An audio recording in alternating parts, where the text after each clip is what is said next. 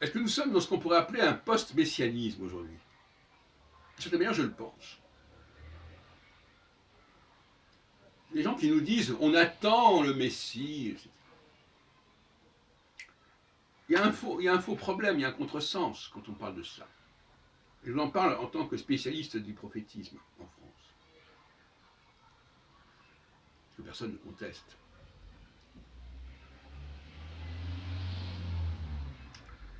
Une prophétie dont on pense qu'elle n'est pas accomplie, on va dire qu'elle vaut pour plus tard.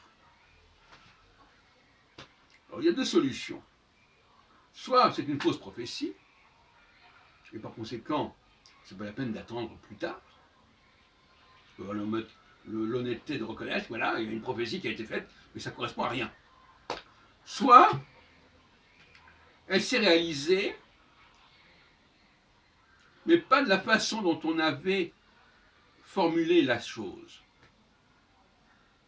Donc la prophétie s'est réalisée, mais pas exactement comme prévu. Là encore, il faut abandonner. Je prends le cas de Cyrus. Le personnage de Cyrus est un personnage totalement inattendu, quelque part.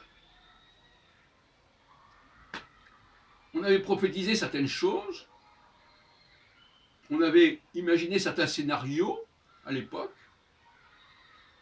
on avait dit que sortirait de l'intérieur du peuple juif, etc., un sauveur. Et à l'époque, c'était surtout de ramener les Hébreux de Babylone, alors ça ne s'appelait pas encore la Palestine, Babylone à Jérusalem, en Judée. Et il se passe autre chose. C'est le roi de Perse Cyrus qui se met en tête, je ne sais pas pourquoi d'ailleurs, de ramener les Hébreux à Jérusalem et de reconstruire le temple.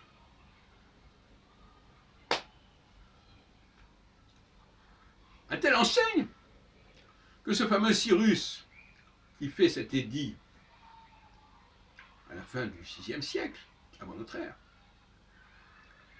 on en crée un avatar qui apparaît dans le Deutéro-Isaïe, c'est-à-dire à partir du chapitre 40, au chapitre 45.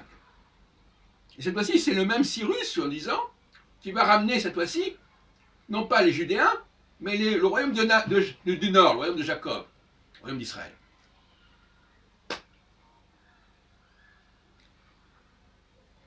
Donc on a basculé dans une autre messianité.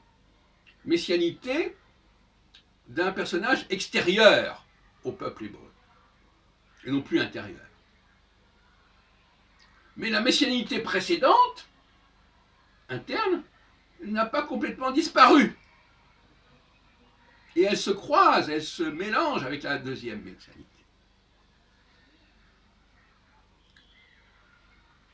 Et Jésus, il se retrouve dans cette espèce d'emmêlement de messianité. Et Moïse aussi. Ce sont des personnages extrêmement étranges. J'ai déjà parlé des rapports entre Moïse et Cyrus.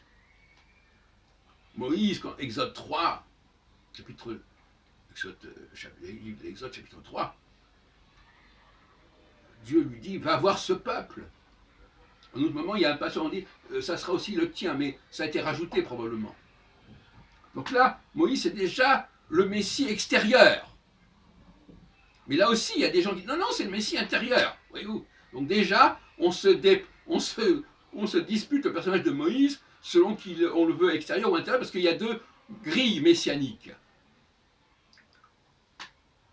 Et Jésus, ben, lui aussi, on ne sait pas très bien, on hésite entre les deux.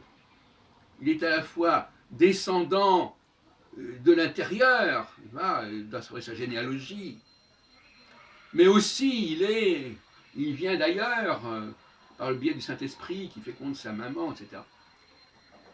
Donc ce sont des messianismes, des grilles messianiques qui se superposent, qui s'entrecroisent, qui s'entrechoquent. Mais au bout du compte, c'est pour ça que je parlais d'ère post-messianique, au bout du compte, les choses sont comme elles sont.